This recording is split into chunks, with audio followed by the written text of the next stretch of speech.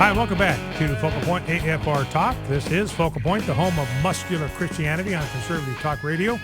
I am Brian Fisher, your congenial, convivial, and amiable, as always, host. Talking in the last segment about the decline in religious affiliation in America and how important do people think that is. And we saw that more people, 48%, think that's bad. Only 11% think the decline in religious affiliation is a good thing. But 78% of white evangelicals believe this is a bad trend. And only 48% or only 36% of Hispanic Catholics think this is a bad thing. So Hispanic Catholics apparently are not alarmed. They're not concerned about the decline of spiritual energy and fervor in the United States. But 78% of white evangelicals, white Protestants, conservative Protestants, say, yes, this is a bad thing.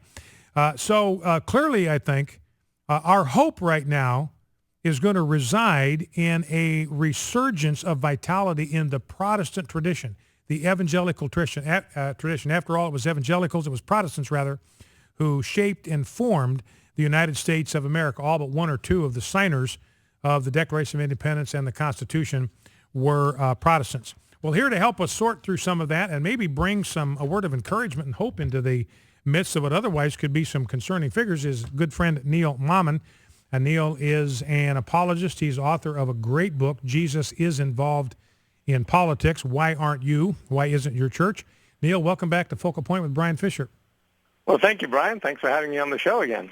Well, it's great to have you on, particularly because of something that you have, some research you have done that's sort of connected to the 4th of July. You've been doing some research into spiritual dynamics at the time of the founding, and tell us what you found that may be of interest and even encouragement to those of us that are listening. Well, it's actually of interest and encouragement, and it's also maybe even discouraging in some ways because of what we've been doing to ourselves.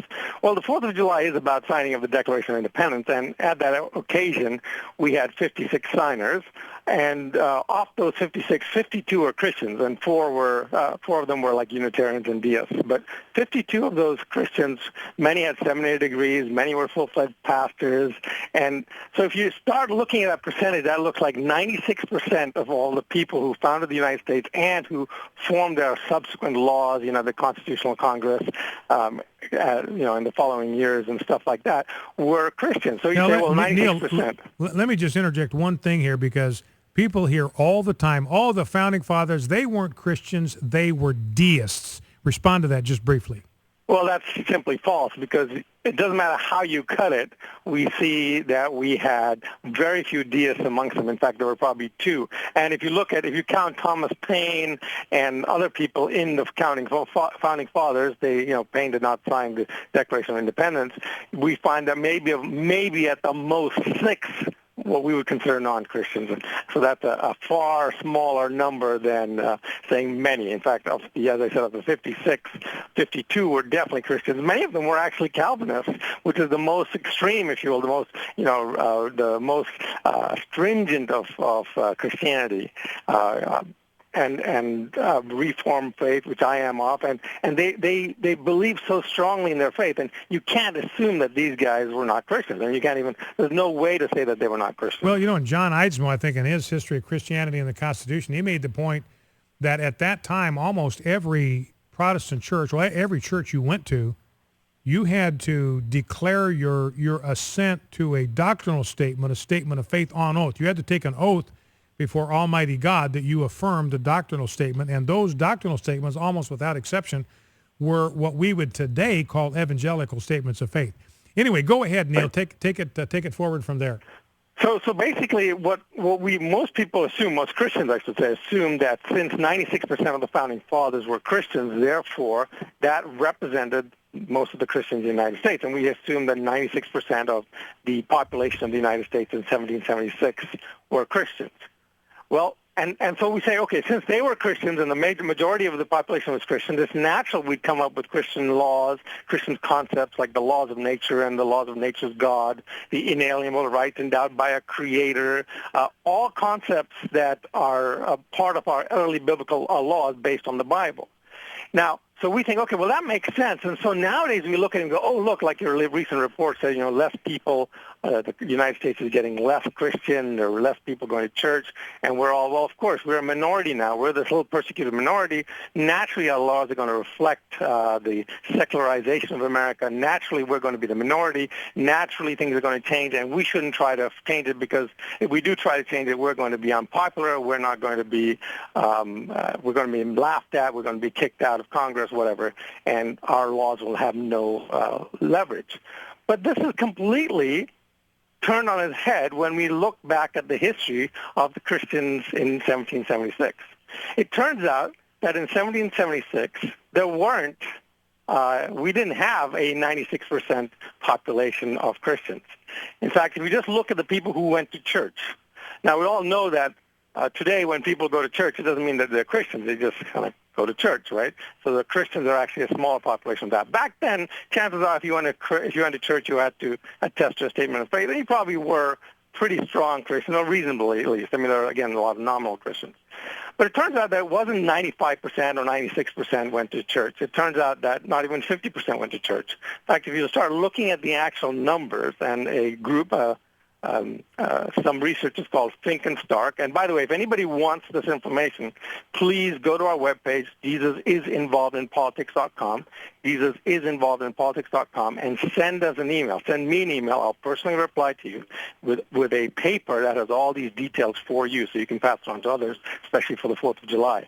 Or you can go to our Facebook page and like us, and then send me a note saying, please send me, send me the information. But we want an email because we can email it to you, and you don't want your email on Facebook. So the question then basically is that, so these two guys did their research, and they found out that it wasn't 50% of the United States were Christians, but actually less than 1 in 6 people in the United States went to church. In fact, that's about 17% of the United States were churchgoers. Now, this actually starts to make sense when you think about it. I mean, remember, the Wild West back then was New York State, right? I mean, that's as far west. We're talking about the 13 colonies. We're talking most of the frontier land, people just didn't go to church. The number of women in the frontier land was very low. In fact, in New England, the number of births, illegitimate births, were actually very high. They were huge. There were 33% of all babies born were born before 9 months of marriage, and when they did get married. And we see this immorality going throughout the land. So we realize now that the population that was in Congress did not represent the population that was in the colonies. In fact, only 1/3 of the colonies wanted to go to war with England. 2/3 of them, that's a majority of the colonies, thought, hey, we don't want to get involved in this. We just want to farm our stuff and go mine and do all the frontier stuff. So we realized that, and why is this important? This is important to us on Independence Day simply because back then, with only 17% of the nation as Christian, we were able to form our laws and change our laws and create a powerful nation that has been probably the greatest nation for spreading the evangelical gospel. America has funded the greatest missionary outreach, the greatest hospitals, the greatest caregiving. We give more money to the world than any other nation. We've done all this, and we all started at 17%. Now, today, there are actually more Christians in America than there were back there. Now, we've gone down. Back in the 80s, we were as high as 62%. Now it looks like we're down to 40% attend church. Now, we all agree that just because 40% attend church, it doesn't mean that 40% of us are Christians. But even then, any way you look at it, we are a greater majority, or greater minority, if you will, of the population than we were back in 1776. So here's my question. If we founded this great nation just with 17% of the population, now that we're twice that at least, why are we losing this battle? Why are we not increasing? Why are we not growing? I mean, look at the population. A small population of homosexuals, maybe 3%, managed to take over the culture and force our laws to bend to their desires.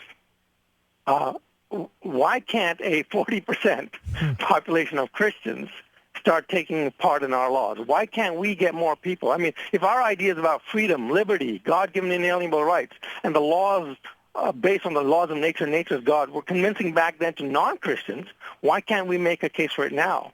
So we'll be able to create change as a 17% minority. Why are we shying away from the ship right now? Yeah, so what you're saying, I mean, regardless of any other factor, there's just simply no reason for us to be timid or to be apologetic or to be silent instead of affirming what we passionately believe to be true. Time to take a stand, time to make our voice heard. If just 17% of faithful churchgoers could create the United States of America, then certainly 40% of faithful churchgoers, if they're animated and quickened in their faith, can reclaim this country for godly principles.